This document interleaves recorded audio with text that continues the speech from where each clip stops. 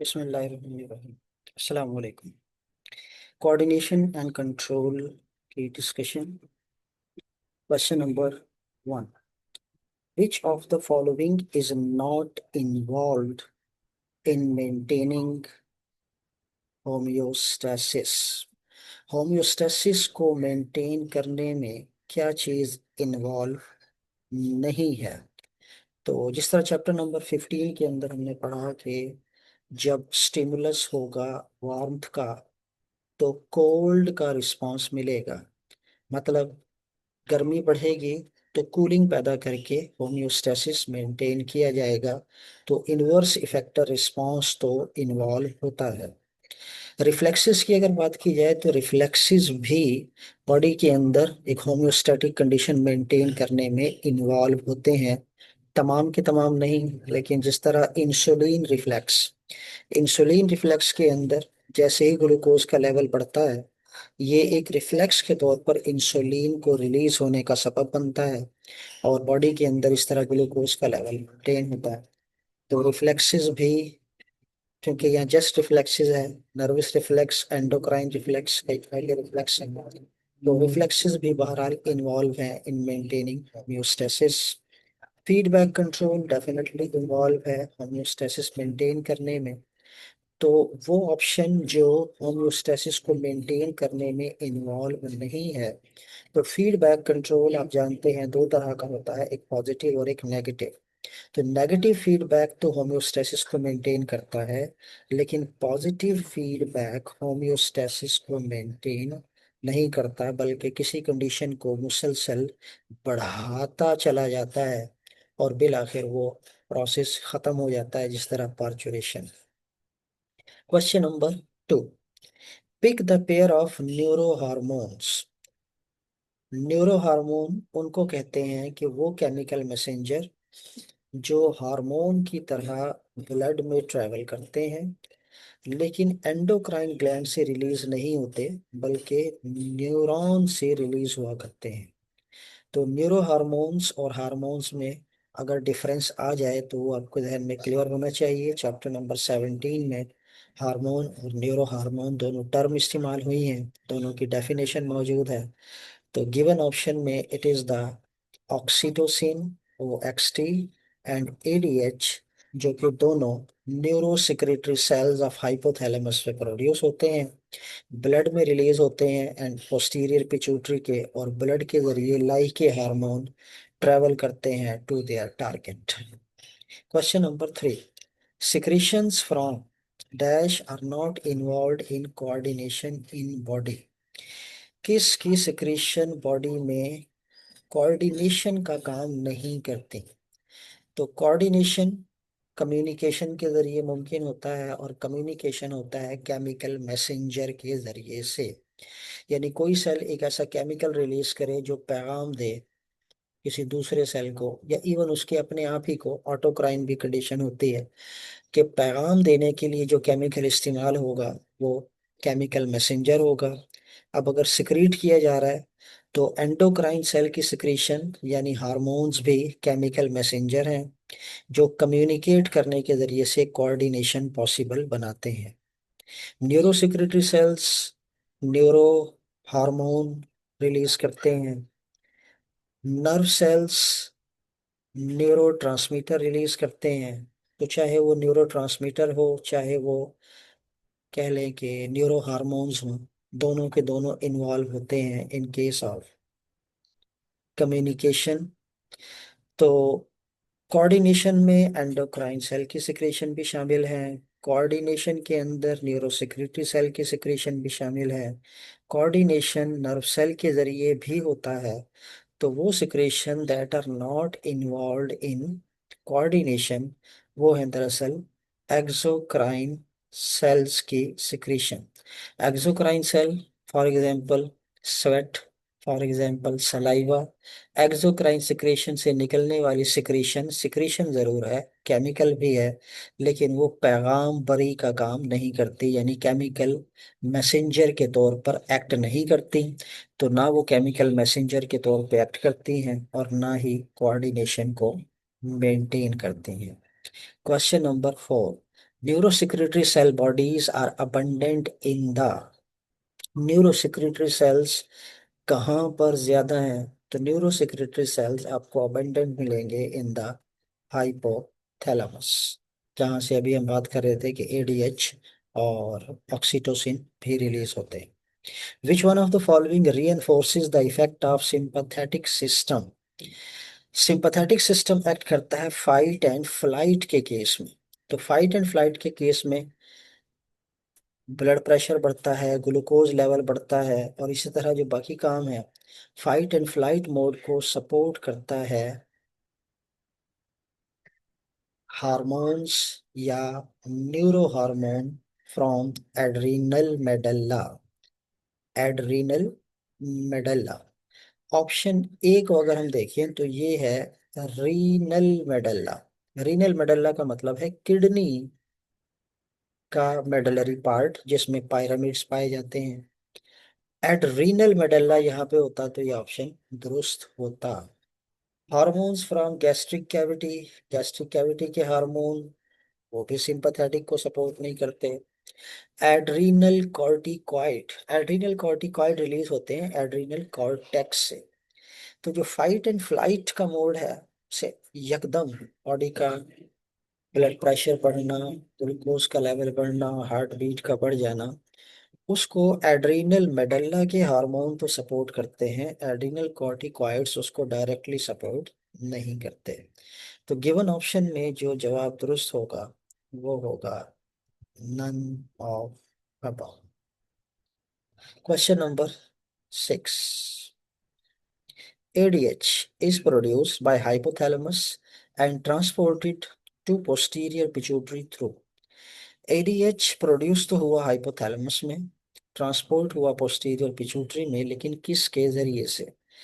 तो जिस रास्ते से ये जाते हैं वो है दरअसल नर्व फाइबर्स, यानी विद इन द न्यूरॉन।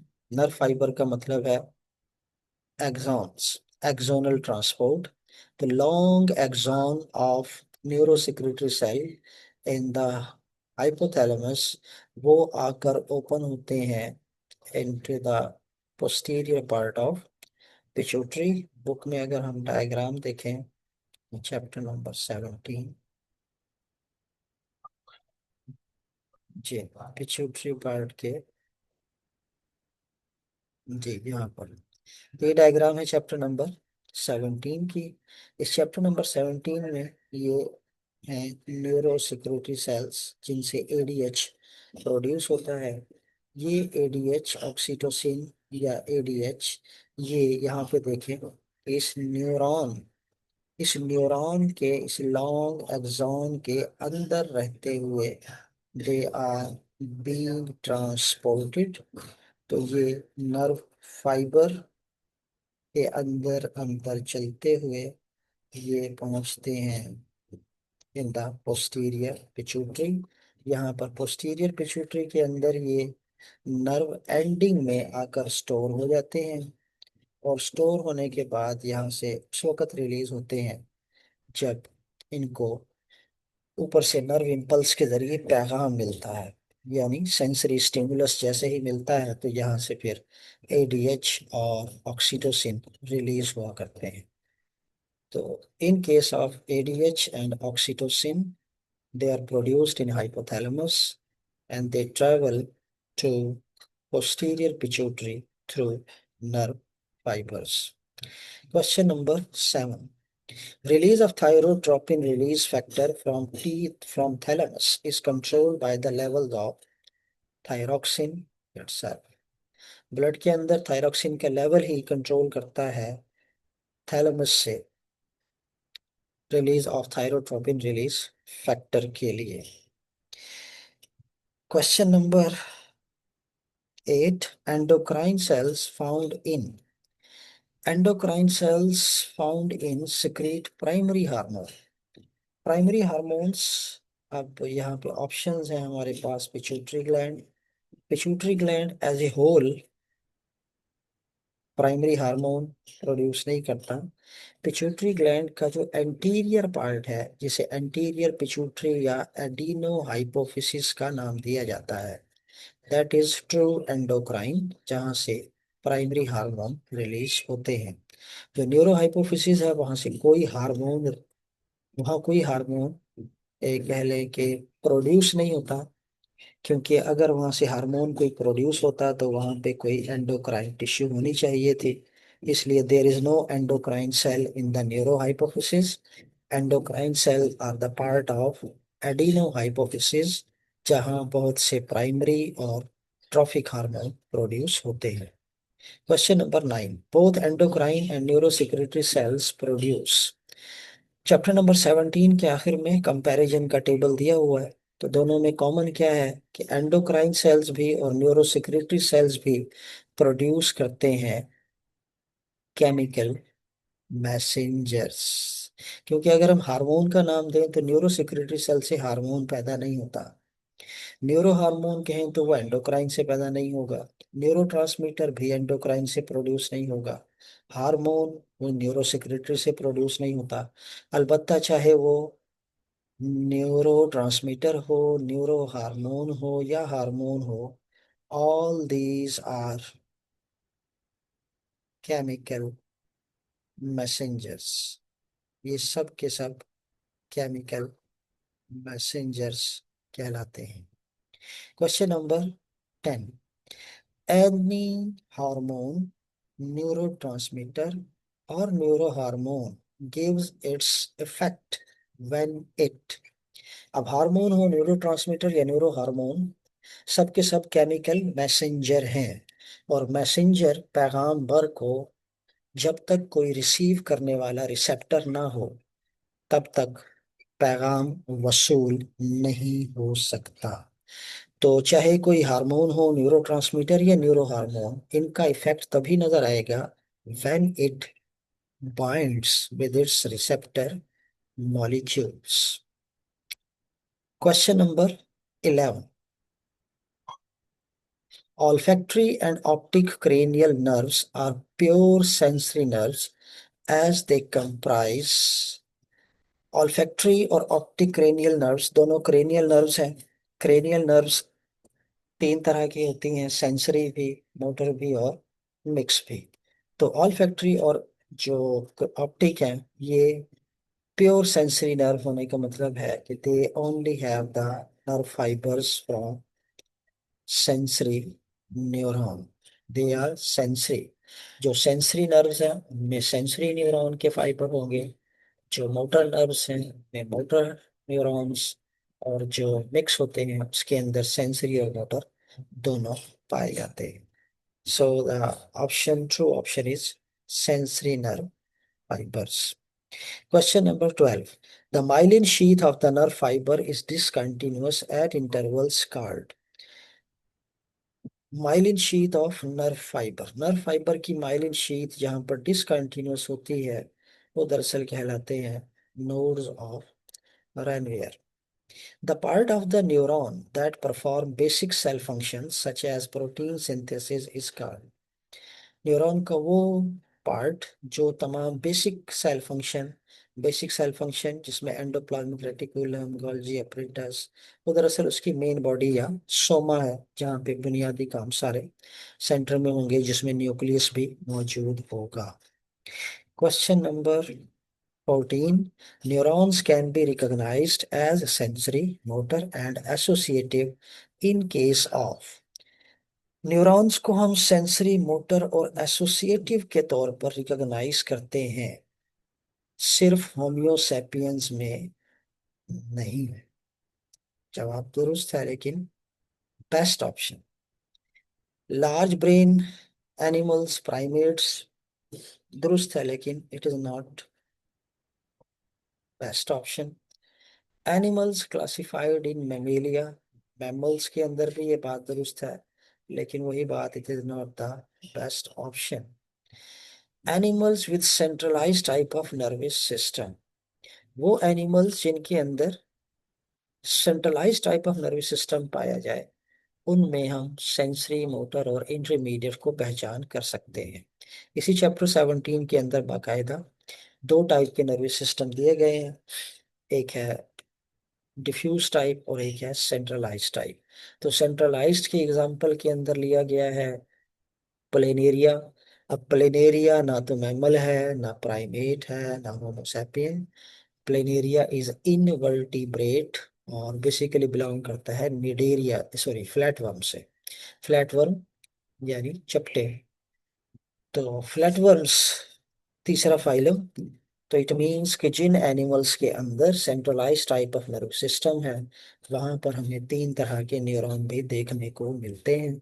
अलबत्ता उनसे पहले जहाँ पे diffuse type of nerve system है, सिर्फ कह लें कि ये डिफरेंशिएशन पॉसिबल नहीं होती कि कौन सा सेंसरी है कौन सा मोटर है, क्योंकि उसी से पैगाम जाता भी है और आता भी है, और ना ही कोई सेंट्रल ब्रेन के तौर पर कोई चीज काम कर रही होती है। Question number 15। The axon branches at the distal end and every branch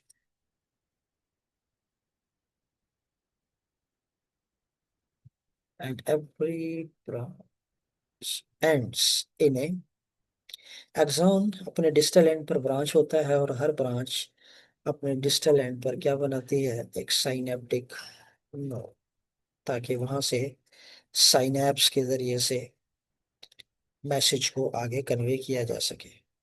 spinal cord is not protected by, spinal cord को प्रोटेक्शन हासिल नहीं है न्यूरल ग्रूव की। न्यूरल ग्रूव के अंदर, तो ग्रूव तो एक नाली है, एक गढ़ा जिसके अंदर ये प्रेजेंट है। तो ग्रूव तो जाहिर है उसको प्रोटेक्ट नहीं कर रहा है, अलबत्ता उसको अकोमोडेट कर रहा है, स्पेस प्रोवाइड कर रहा है। उस न्यूरल ग्रूव जिसके अंदर स्पाइनल कॉर्ड प्रेजेंट है, उसमें उसको प्रोटेक्शन हासिल है, तो ट्रिपल लेयर ऑफ मेनिंजेस से हासिल है। न्यूरल आर्चेस जो कि बोनी स्ट्रक्चर है वो उसको प्रोटेक्शन देती हैं, और सेरिब्रोस्पाइनल फ्लूइड जो उसको प्रोटेक्ट करता है like brain. In liver, breakdown of glycogen and release of glucose is enhanced on activation of। Liver में ग्लाइकोजन की ब्रेकडाउन यानी glycogenolysis and release of glucose, और फिर ग्लूकोज का रिलीज होना किसकी एक्टिवेशन के जरिए बढ़ता है।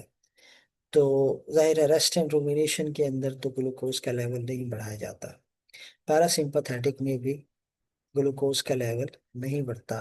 ये ग्लूकोज का लेवल बढ़ता है उस वक्त जब फाइट एंड फ्लाइट की कंडीशन में, यानी सिंपैथेटिक नर्वस सिस्टम एक्टिवेट हो, या फिर एड्रिनल मेडल्ला से एपिनेफ्रीन और नॉर एपिनेफ्रीन, एपिनेफ्रीन और नॉर एपिनेफ्रीन रिलीज हो। तो यहाँ पे हम जवाब लेंगे सिंपैथेटिक नर्वस सिस्टम। तो this is the true option. Question number 18। Chemical gradients disturbed by chemical gradients disturbed by the passive movement of ions across exolemma return to their normal by the action of। Chemical gradient जो कि passive movement of ions की वजह से disturb हुए थे, वो अपने normal पे किसके जरिए से जाएंगे। अब वो अपने नॉर्मल पे जाएंगे बाय द एक्टिव मूवमेंट, और वो एक्टिव मूवमेंट होगी सोडियम पोटाशियम एटीपेज पंप के जरिए से, क्योंकि ये पैसिवली सोडियम अंदर आता है through sodium gate, potassium passively बाहर जाता है थ्रू पोटाशियम गेट्स। और सोडियम पोटाशियम एटीपेज पंप इसलिए एटीपेज है कि ये एटीपी खर्च करके सोडियम और पोटाशियम को उनके ग्रेडियंट के अगेंस्ट मूव करता है। The nerve centers that control body temperature and the urge for eating are located in।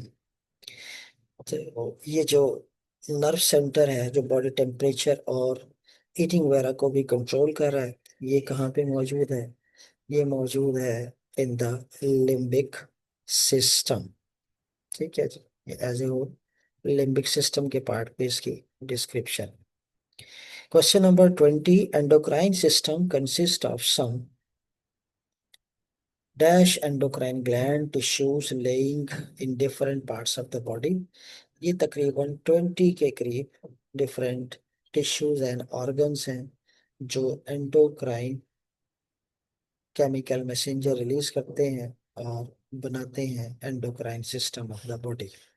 Which of the following two systems exert opposite influence on the same organ or set of organs?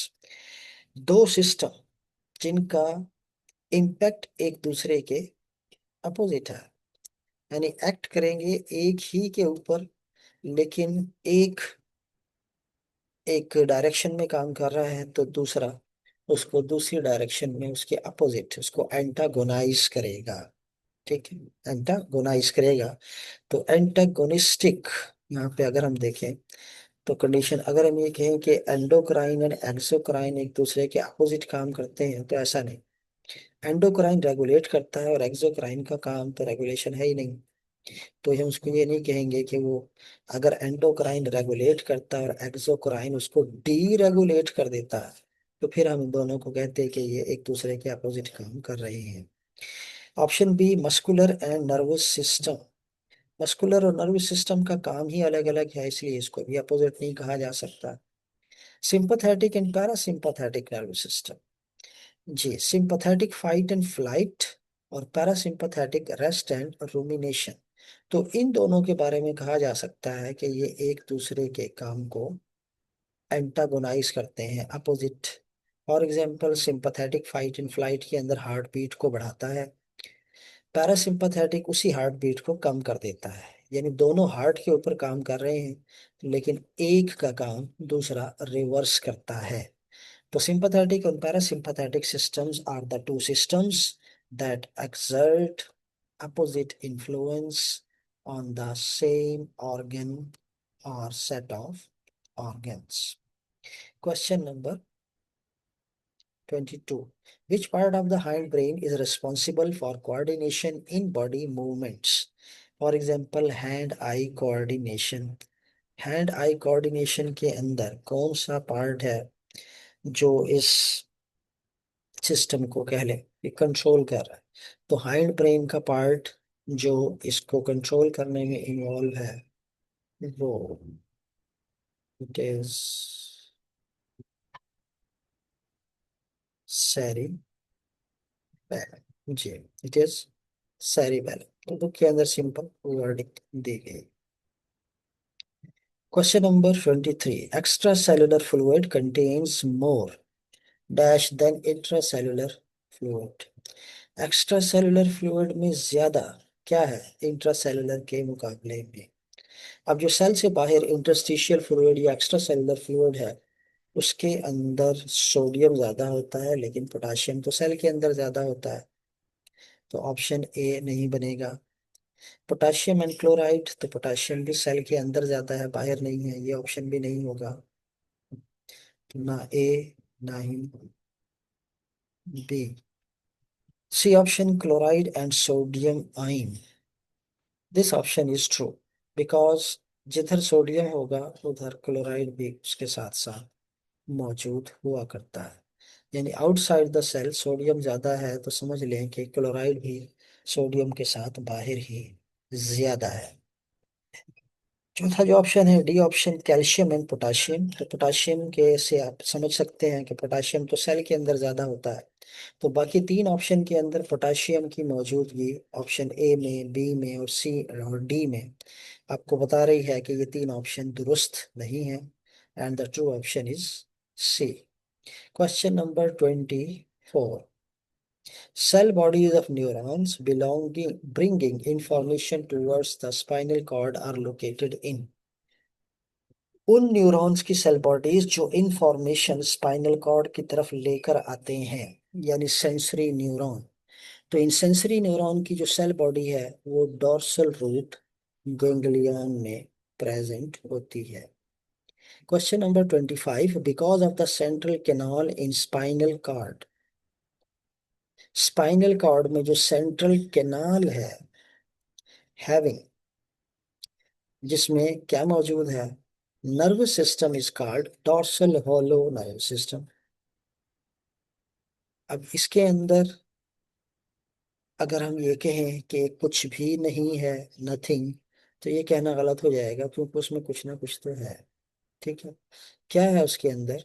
उसमें nothing नहीं, it has cerebro spinal fluid. तो जो central canal है उसके अंदर cerebro spinal fluid है। अलबत्ता क्योंकि सॉलिड या वो नर्वस टिश्यू नहीं है जिससे बाकी सारा पार्ट बना है, तो हम इसको कहते हैं इट इज ए हॉलो। और इसी से नाम पड़ा है तमाम मैमल्स के अंदर dorsal hollow nervous system.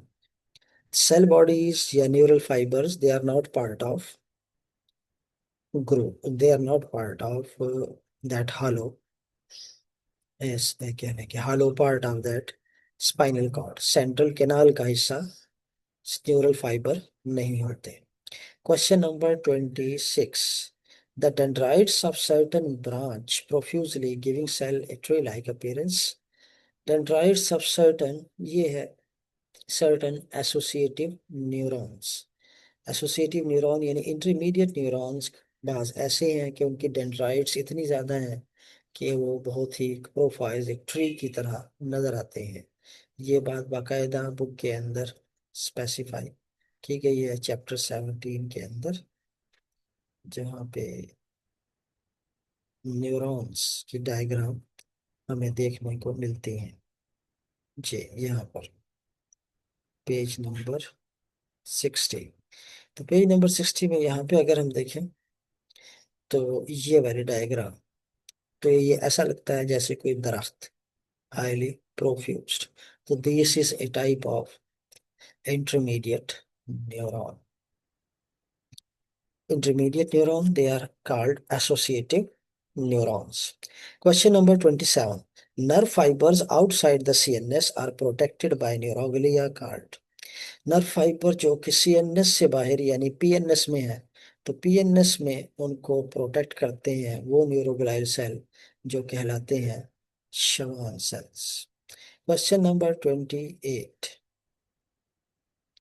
Neuroglia make up as much as 50% of nervous system. Neuroglia की तादाद उतनी ही है ऑलमोस्ट, बल्कि उससे ज्यादा का तक का भी ऑप्शन दिया गया है कि जितनी तादाद में न्यूरॉन है तकरीबन उतनी ही तादाद में न्यूरोग्लिया है। Which part of brain is involve in thinking. कौन सा ब्रेन का पार्ट इन्वॉल्व है थिंकिंग में? तो थिंकिंग के अंदर I think it is cerebrum. Check करते हैं। जी जी जी जी, this is cerebrum. It is the cerebrum जो थिंकिंग में इन्वॉल्व है। Question number 30। Question number 30 says that dash involve brain as a site of integration. For example, corneal reflex। यानी रिफ्लेक्सेस की बात हो रही है और आगे मिसाल दी है कॉर्नियल रिफ्लेक्स की, यानी हमारी आई में मौजूद कॉर्निया। ये कॉर्निया किसके कंट्रोल में है? तो यहाँ पर हम इसको लेंगे, इस is cranial reflex.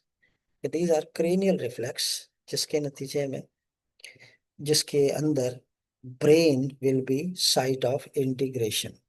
All reflexes के अंदर ऐसा नहीं है, बल्कि बुक के मुताबिक ज्यादातर रिफ्लेक्सेस तो स्पाइनल कॉर्ड के जरिए कंट्रोल होते हैं, ब्रेन के जरिए चंद एक कंट्रोल हुआ करते हैं।